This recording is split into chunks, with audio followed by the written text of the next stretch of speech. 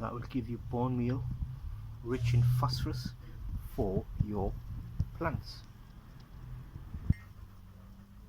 And it's also good for the dog. He likes bones, don't you, Max? Don't you, Max? Don't you? Eh?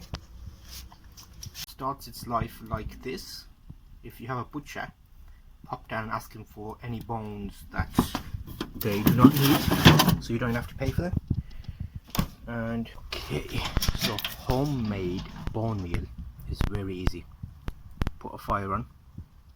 You can probably see one of our videos of how to put a chimney fire on. Throw lots of bones in there, and then the bones become brittle enough to basically break. So that is all the bones. We'll get all of that